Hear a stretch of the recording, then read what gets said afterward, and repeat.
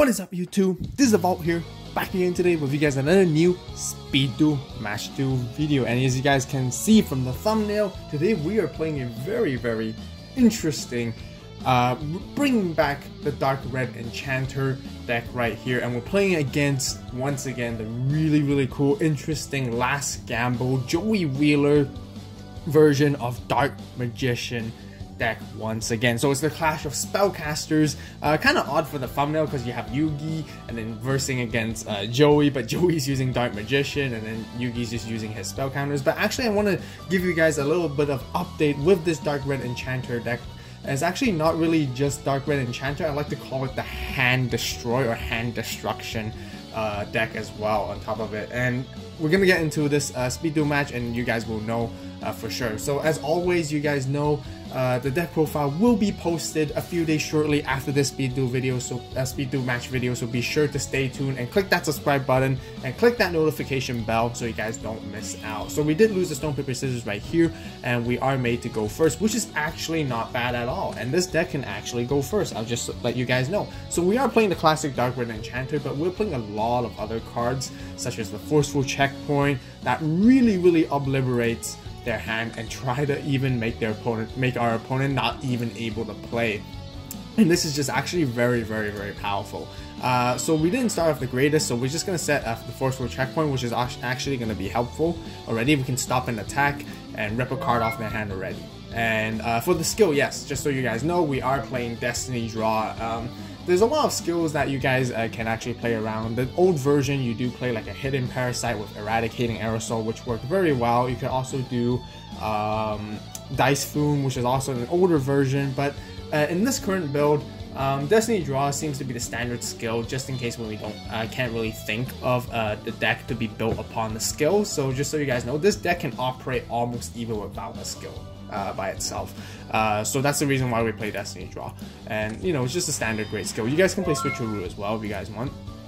So they set their cards and basically pass their turn. So coming back to us, we're going to play our Legion Fiend Jester. You know this combo to basically allow us to bring out Dark Red Enchanter for free immediately with stacking up 2 counters at 2300 attack, and we add a Bashing Shield onto it right here, boosting its attack to basically 3300, which is even more powerful than Blue Eyes White Dragon, almost matching up to perfectly Ultimate Great Moth. And right here, because Bashing Shield, I really like this card because it allows us to basically, it works with, it combos well with any card in our deck. Everything is normal summoned or set monster. And it basically empowers Dark Red Enchanter, but not only that, it adds a spell counter for it that we can basically remove it to rip cards off our opponent's hand. That's basically what I'm saying. But we're going to swing in here for massive damage and see how it goes, and they do take it straight to the face. 3600. Actually, we do surpass perfectly Ultimate Great Moth because activating the reason why is because Dark Red Enchanter gets 2 counters and it gains 300 for each, and so it's at 2300 already. We activate Bashing Shield, which increases it by 1000, which makes it 3300, and because we activate a spell, it gains another counter, so it basically gains another 300, making it more powerful than Perfectly Great Moth, which is absolutely amazing. And right here, they're already in the edge of losing the game right here. So they're gonna set their monster and pass because they have nothing to overcome this. It's so powerful. It's just so overwhelming. Like if you don't floodgate this monster at the right time at the summon, it's doomed for them. So right here we play Don Zalug, which is a new addition from Trials of Kingdom. I know the set has been out for a while lately, but the reason why we play this is because we can discard a random card from the opponent's hand when we do inflict battle damage to them, or we can send 2 cards from their top of the deck to the graveyard, which is also really good. But you know, this whole purpose is basically the Hand Destroy. So we're playing a lot of cards that basically discards cards off our opponents. You guys can get the gist of it already. And the reason, once again, with Bashing Shield, it makes Don Zalug much more powerful and much better. Don Zalug has very I won't say bad, but very average stats, which can be easily defeated by almost any other monster right now in the game. So that's the reason why we need Bashing Shield to support it as well. And it just works very well with Dark Red Enchanter, as you guys can see. So right now we're just gonna rip a card off their hand already. We ripped off 1000 Knives, which is good because they could be using it to destroy our monsters. We're gonna play our Don Zalug, and we're gonna swing in here at their defensive monster, whatever it is, and we're gonna swing in with Don Zalug, scoring Game 1? No, we don't score Game 1 just yet. And they play their Sphere Karibo, which is fine, and we end our turn right here. And they immediately play their last gamble, paying just 300 life points and pitching 2 cards, hoping to see what they can draw into and rolling into their dice. And unfortunately this time it's no luck for them, and they rolled a 2. You guys can see before, like, last gamble can be really powerful. We have played against this sort of last gamble Dark Magician deck a few times already on the channel, and sometimes it just goes very well and sometimes it doesn't go very nicely. And I know many of you guys have been asking for the deck profile for this, but I really wanted to make sure. The reason I haven't done it yet is because I felt like the Dark Magician deck is still not good enough at the moment, and it's really odd to use Joey Wheeler's skills. So I really hope that the new starter decks eventually we can probably build something up off of that to see how it goes as down the road. So I really keeping Dark Magician as reserve. Kind of off topic here, but since we're playing against it, might as well I just mention it, because I really want to do well with a Dark Magician deck. I don't want it just to be some casual fun deck and then, you know, we just lose. So that's my personal honest opinion to share with you guys. That hope you guys will be patient with me, and hope down the road we can get into a Dark Magician deck and deck profile sometime near in the future. So we're going to play our Night Beam. Night Beam is just very great. Works well with this deck as well, because we're playing Dark Red Enchanter. Stacks up the spell counters, and also basically mitigates Floodgate even into our before us having to summon, which is really great. And we do pop a Kunai with Chain, and they basically have an empty field, and we're just going to go into our attack and swing in for game and see if they have another Spirit Cerebral. And that's it for game 1. Now for a side deck, once again, if you guys want to check out the side deck and the extra deck and everything else, be sure to hit that subscribe button, turn on the notification bell so you guys don't miss out for that deck profile coming out real soon. And as always, yes, just so you know, we have a very interesting side deck this time. We actually have a different engine, but we don't feature it here in this speed duel match because we didn't need to utilize it after all in this replay, but I will go in more detail about it in the deck profile, just so you guys know, so be sure to stay tuned for that. So we didn't side anything in, we kept the deck as the way it is. And yeah, so we won being made to go first, and this deck can actually go first, which is really neat because of the many cards, the trap cards, and many hand destruction cards we play in the deck. Just lets us actually go first, and we still do okay. And we are going first once again since our opponent forces us to. We're gonna bring out our Rogue Doll, set our light for Sword, and I want to spend a quick minute just to talk about this card, how underrated and how powerful this card can actually potentially be, and even be actually, we'll show you guys. You basically banish 1 random card from your opponent's hand face down, and during your opponent's 4th standby phase after this card's activation, return that card to their hand. 4 standby phases, 4 of your opponent's standby phases. And this is Speed Duels, guys.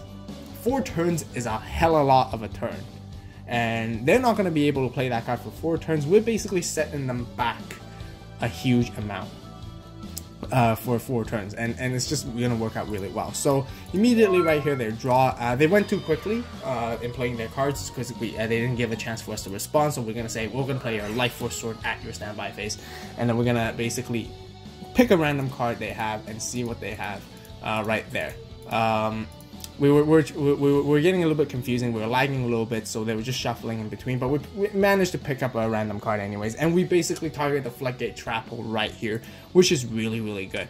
And for 4 turns, no Floodgate Trap Hole. They summon their Rogue Doll as well, and they want to swing into us attack, sure. We'll take that. Right now our hand doesn't look that great because we have nothing to follow up anymore. But once again, we have Legion Fiend Jester. We do play a 3 of this. It's very easy to draw into. That's the reason why. We accidentally said it. It was a misclick, but we meant to summon it to bring out our Dark Red Enchanter with 2,300 attack and swing in for straight up damage. I mean, we could rip another card off their hand right here, which would be really good. But with that free damage that you get to swing in, it's kind of hard to not go for it, right? So we'll rip a card later when we do so. They play their Legion Fiend Jester as well, and they bring out their Dark Magician Girl right here, and allowing them to search the Dark Magician because of Legion Fiend Jester's effect being sent to the graveyard, and they played their Sage Stone. Now thinking back, we should have ripped the card off their hand. If we were able to rip a card off their hand, then they wouldn't be able to do this combo. But once again, we get to see this full Dark Magician combo, which I really like, and I really hope this can become more consistent down the road with more Dark Magician support, and which would really help. And even with 1,000 knives, wow, the Dark Magician OTK is back. And yeah, I really like this. I really like facing against this deck because kudos to my opponent again in building this type of deck. This deck is really fun to play, but it's just nowhere near competitive on their side. And our deck is actually leaning slightly to more of the competitive side, like a hidden deck that nobody knows about, and it can really ruin them. So anyways, they do score their game 2, but we're going to finish them off in game 3 here, right here, and see who's going to win. But we're most likely going to be getting the upper hand. We do make them go first this time, once again, because we want to draw a card advantage, and we got Night Beam, which is great, so they're going to have to pass their turn. So we drew into basically 2 Night Beams. We're going to play them both right here. We're not going to wait for Dark Red Enchanter. We just get rid of their back row completely, and then we play our Don Zalug, set our Life Force Sword, and here is how the hand destruction begins. We're going to swing in for the attack and see if they take it, and we're going to rip a card off their hand. Turns out to be a Sage Stone. It doesn't matter. We just want to rip cards off their hand, so they're basically unplayable at this point. Passing our turn in their standby phase, we play another Life Force Sword, ripping another card off their hand, which is Dark Magic Attack. They can't even use Last Gamble yet. I don't think it's been 5 turns. So we're basically making them unplayable, and they only have 1 card left, which is basically Legion Fiend Jester. We don't know. We're not supposed to know what this card is, but it's kind of guessable already because that's the only card that they can really summon. We do swing in because we're not entirely sure, and it does turn out to be Legion Fiend Jester. We do take 100 damage, and they basically just have to rely on their top deck to see if they can get any miracles at this point. Looks like they got no place. We're gonna play another Don Zalug. Unfortunately, this is the reason why I think Bashing Shield is so important for this deck. Although we don't draw into it with, we have all these monsters, but they're super low attack, and so what? If we don't get Dark Red Enchanter, if we don't get Bashing Shield, it's not going to be good enough. So they do get to play their last gamble right here and see if they can pull out some miracles. Once again, unfortunately, on the downside, they do roll a 2, only replenishing 2 cards back. They get to play their Rogue Doll, swing into Don Zalug, sure. We'll take like a little bit of damage. It doesn't really scratch us barely. And right here, this is what I'm talking about. We need that Bashing Shield to run over. So we're going to put it on Don Zalug and run right into their Rogue Doll. Once again, we do score the game here, and they do take that damage. And even if they don't lose yet, we get to rip another card off their hand, or send top 2 cards of their deck to the graveyard, which is just really good. The only counterplay to the sending top 2 is almost like Despair from the Dark, if we do get matched up against a zombie. But otherwise, any other deck is just really awesome. We just basically don't let them play. We stop their hand and set them behind with 1 card less, and it's just a huge advantage from there on. And you guys even realize this whole match that we won 2-1, we didn't even use our skill just yet. We didn't even need to use our Yami Yugi skill. So imagine when in the situation where we do have to, it really changes the entire tide and can be helping us turn the tables around a lot, which is really powerful. So there you go, have it. Once again with you guys, I hope you guys enjoy the Speed Duel match duel right here. The deck profile will be released a few days shortly, so don't worry, be sure to stay tuned once again for that deck profile. And this is going to be really interesting. I hope you guys enjoy it because, this deck is definitely underrated. Just to let you guys know. Ripping cards off your opponent's hand basically nullifies them from playing. It's also pretty decent against Perfectly Ultimate Grave Moth decks because you basically rip off their parasites, and as you do get to rip off their parasites, it makes it harder for them to play as well, and because it's such a key card in their deck.